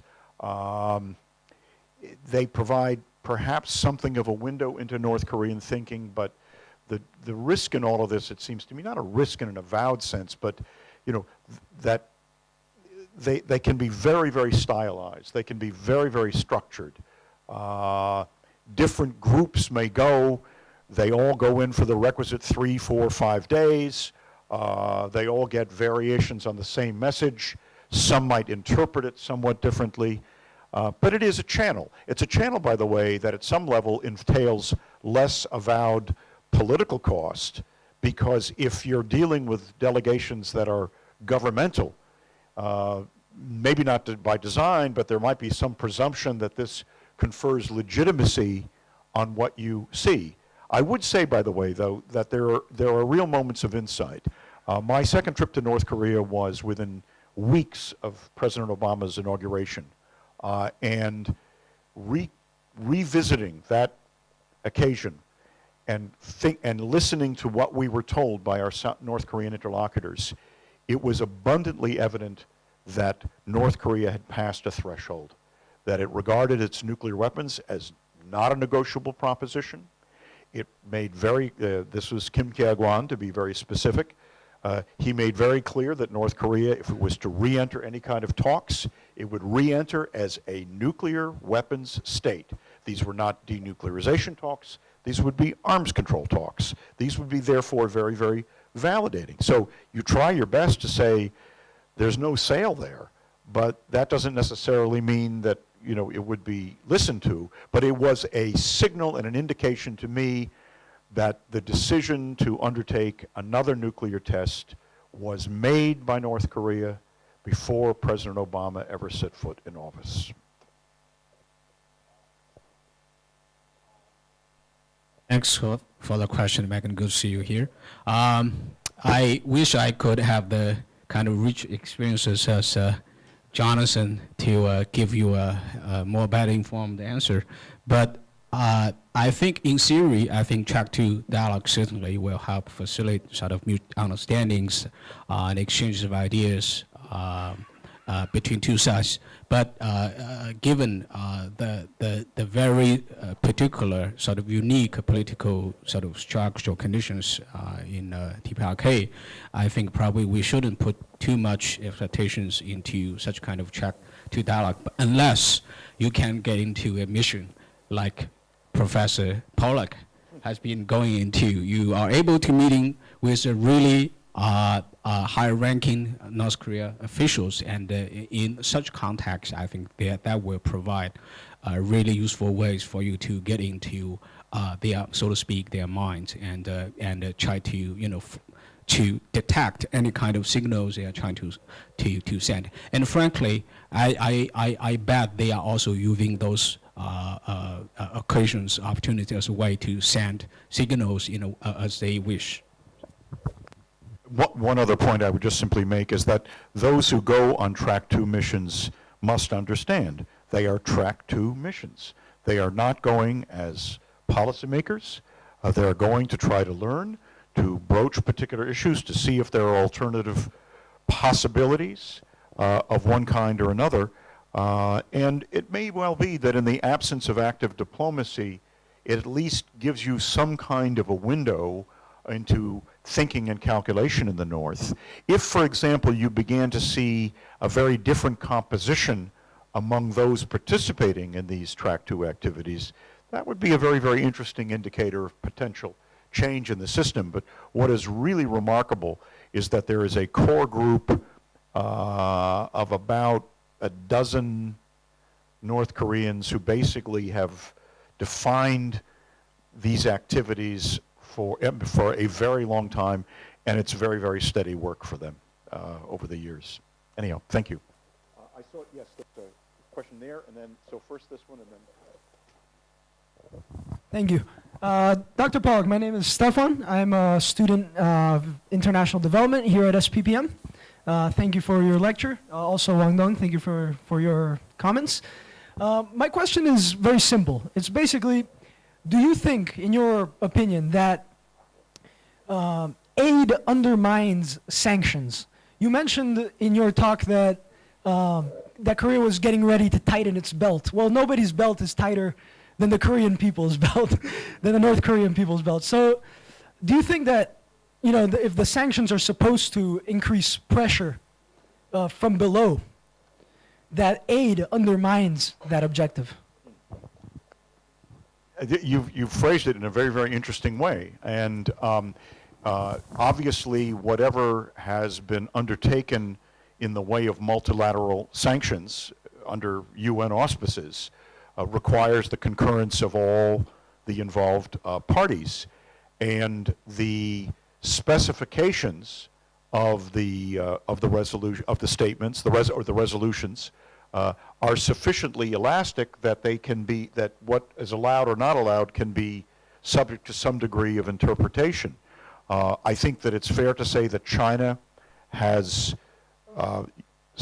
defined the sanctions in more permissive terms, but it is clear, for example, that the sanctions are not intended to preclude anything that is in the way of economic betterment or humanitarian assistance of the Chinese people. Now, do other things then get in? Because that's one of the accusations, that the sanctions are not rigorously enough enforced and implemented so that things get in that aren't supposed to be getting in. At one level, I suppose, a lot of the aid that does come in by one means or another does get distributed in a way that may be actually, ironically, or maybe not so ironically, reinforcing the loyalty of core elites in the North. And that's one of the dilemmas, frankly. I mean, to what extent, I mean, quite apart from the issues of verification of potential denuclearization agreements, how effective and how binding is the ability to verify where aid goes? There are times, certainly, that there has been actually fairly effective monitoring of these activities, and often is the case, they can be very effective until they are no longer effective. That's part of the frustration with North Korea. There seems a kind of a comprehensive on-off switch. You can see a determination to carry out particular kinds of agreements until that chosen moment when that agreement ceases, including in some sensitive areas. So it's, again, the product of the kind of vexation that we do experience, all states experience here. One of the things, though, is I don't think any of us really know, if you will, the ingredients or the formula that dictate whether we judge North Korea, stable or unstable. We certainly know that when you get outside of Pyongyang, you see a very, very different North Korea, and where a lot of people are almost quite literally foraging on their own, and whether the aid gets to them or more likely does not get to them, they're just trying to cope in some way. And to really have it, to effect a transition in that part of the North Korean economy presumes a foreign presence that, frankly, I find almost unimaginable under existing circumstances. So, the other point in all of this, I think, is that the presumption of policy towards the North, at least as the United States, and I think to some extent China has defined it, is to clarify the choices that North Korea confronts. If I could put it very crassly, the United States says North Korea must choose. It must either pursue peaceful development, peaceful relations with its neighbors, or the other path is nuclear weapons. And the answer from North Korea, to judge from what Kim Jong-un and others say, is they choose both. And that's the ultimate frustration. We don't know what sustains in all aspects the ability of the state to at least produce at a certain enough level to keep it, up and running.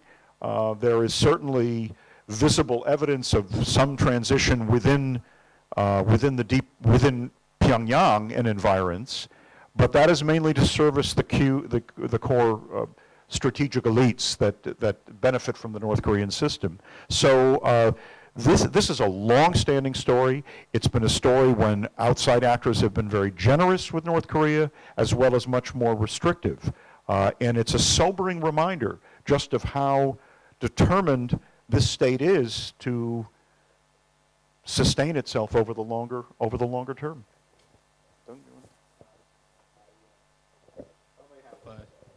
Not much to add except by saying that I think the aid, I think they really would only be effective if it's sort of in line with the sanctions regimes you have created. But also, I agree with Jonathan that that there's just to because in international relations, IR, so-called IR scholars have done a lot of studies on sanctions. But frankly speaking, the ratio of sanctions carried out by states in history, the success rate ratio is quite low. So more likely than not, even a sort of a best sanction regime you can design might oftentimes not lead to what you expected. So there are a number of theoretical reasons as to why this is the case. So bear that in mind.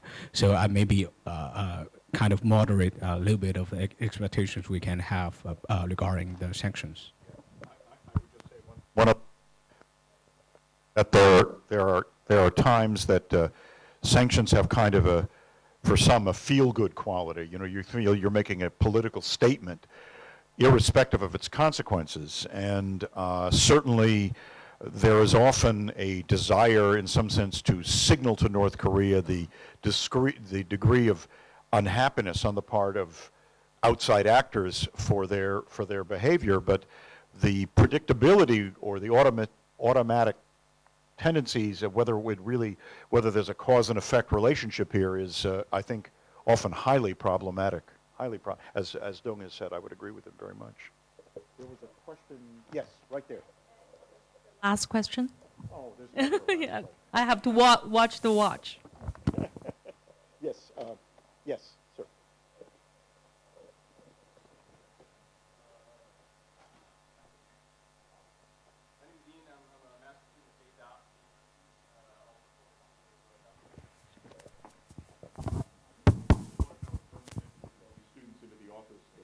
Yeah. Only I can say that it's so good to see so many Beida students on the campus of Tsinghua. So we are now occupying Tsinghua. So. And my question is about the strategic mistrust that Dr. Pollack had mentioned. He had said that China and U.S. have this strategic mistrust, and China and Korea does as well. Of course, Korea and U.S. have the same mistrust. My question is about the role that Korea plays in the China-U.S. strategic mistrust. Currently, the U.S. kind of finds itself at this deadlock where itself, its allies, they all, have certain strategic goals in terms of North Korea, and China's strategic goals are very opposite in many ways, as you guys talked about. However, as Dr. Wang discussed, there's kind of a recalibration of Chinese interests in the Korean Peninsula, and with a third nuclear test, public outcry is very strong. And so there's this kind of, it looks like there's a potential trend in a change or recalibration of Chinese interest in the Korean Peninsula. So my question is, I mean, you can talk on both or one, whatever you want. You're the guys. What role does it play now, and what role could it potentially play in the strategic mistrust between the U.S. and China? Thank you. Fast. I think that this label gets bandied about, and one reaction would be that mistrust of one kind or another is endemic in international relations. It's not. I mean, when I think about this argument, and I know my colleague Ken Lieberthal wrote this study with Wang Ji-se, and I was one of the reviewers of it, and I said, well, why is this specific or particular to the U.S.-China relationship? Should we say, for example, that there's great trust between the U.S. and Russia, between China and Japan? What is it that makes it so intrinsically important in this particular case? But I do think that Korea has been, if you will, something of a test case. During the time that the six-party talks were some kind of an ongoing endeavor, I think that there were periods of time where this became a useful test case of whether American and Chinese officials could, in some meaningful sense, collaborate and communicate with one another. And certainly for some of that period, I think there really was pretty effective communication. Not always, because in the nature of these activities, there are different conceptions of what the purposes are to be served by a particular kind of an agreement. On the other hand, sometimes the problem is that diplomats do not always disclose fully. They reserve a certain amount of judgment. They, after all, have their primary affiliations with the instructions of their own governments, and there's some presumption that you're, in the same bed but dreaming different dreams is always inherent in this process. But I would say, and to agree with what Dong said before, under circumstances where China appears to be recognizing increasingly that these are not weapons that are going away, that there is no conceivable expectation at least in the near to midterm, that you're going to see any kind of a reduction in the effort that North Korea puts against these capabilities. Does that require a rethinking and a reassessment to see whether or not the two countries have some kind of a conception that would be relatively unified, that's, if you will, almost a kind of a united front that is presented to the DPRK? That's a question, I think, that must now be pondered on the part of both the United States and China. I mean, again, I am not one, certainly if I look at this sorry nuclear saga over decades, and it is over decades, there's a lot of responsibility and blame of one kind or another that can go around, a lot of what-ifs, a lot of counterfactual reasoning that we can trot out for the occasion. But we have to come back to dealing with a very recalcitrant system that saw its interest and its fate very much bound up in the possession and enhancement of particular kinds of capabilities that it wasn't prepared to forego. My own conclusion so often is when we see North Korean behavior as we do at present, which seems on the face of it to be avowedly very threatening, what that suggests to me very often is that North Korea often will make decisions of a specific sort, let's say to test another nuclear weapon, and then you rummage around for reasons to justify the decision that you've already undertaken. So can we break that cycle? Is there a means of influence with the North that enables it? On that, I think that there is ample skepticism. However, to the degree that the United States and China can speak with some sense of common purpose, that's going to make life more difficult for North Korea, and that's worth the effort. I want to add Jonathan's response to this, again, a very excellent question from a Beida student. I think there are definitely a very important role that South Korea can play in trying to sort of increasing or fostering strategic trust between United States and China. And I think oftentimes I have heard a lot from my South Korean friends. Sometimes they would worry that, well, China, you're really sort of, quote unquote, tailing toward or protecting North Korea to the extent that you are harming our interest, or there's a sense of being that you are too favorable, favoritism toward North at the expense of South Korea. And my response to my Korean friends always is, why do you have to worry about that? Just look at the kind of close, intimate relationship between China and South Korea. I mean, the trade volume is enormous. China is the largest trading partner of South Korea, and every year they are just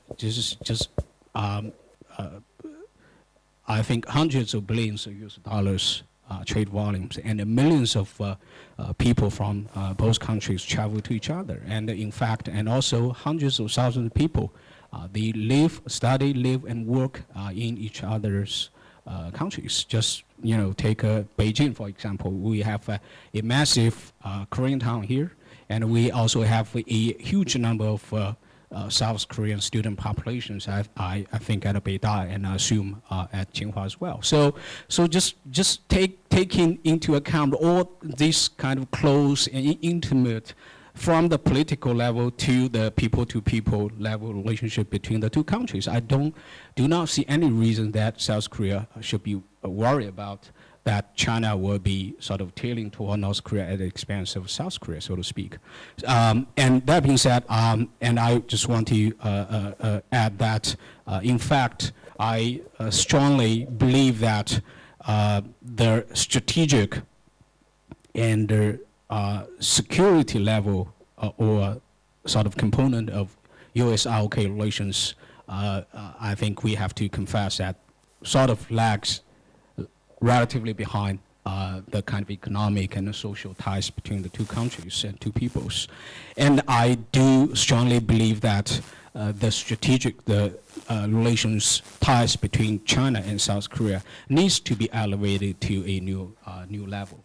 There's no reason why it should not be the case. And of course, in the process of doing that, I think it will require a much higher level of strategic trust and dialogue and exchanges and cooperations between China and South Korea as well. And like Jonathan just pointed out in his speech and remarks, and I think they are pretty good signs that we see that also sort of developing in that direction with new President Park Geun-hye, and in fact, frankly speaking, there are a lot of expectations about President Park here in China, and I assume that that applies to South Korea as well. So personally, I remain very optimistic about this relationship, and I believe that it should continue to grow to become a very robust and one of the best relations we can have. If I could just make a couple of final observations myself. As I remind American audiences frequently, when we look at questions here related to Korea, we need to remind ourselves this is, after all, the Korean peninsula. It's not the Chinese peninsula, it's not the Japanese peninsula, it's not the American peninsula. The forces of national identity run very, very deep. Doesn't mean that nationalism is necessarily a bad word, although there's a lot of concern, a lot of people feel now for what we see in East Asia in particular as old history revives, and not often in very, very healthy ways. But the test, I think, for the longer term is, given the kind of interconnectedness that Dong has just alluded to, social, educational, economic, cultural, and so forth, do we have a failure of our political and strategic imaginations if we ever get to a point where we could imagine the effecting of a transition, a truly affecting a transition here in Northeast Asia? I often reflect on this, that there sometimes are weeks in history that are, if you'll pardon the expression, pivotal. The last week of June of 1950 was one of those weeks which fixed the strategic geography of East Asia that has more or less persisted ever since.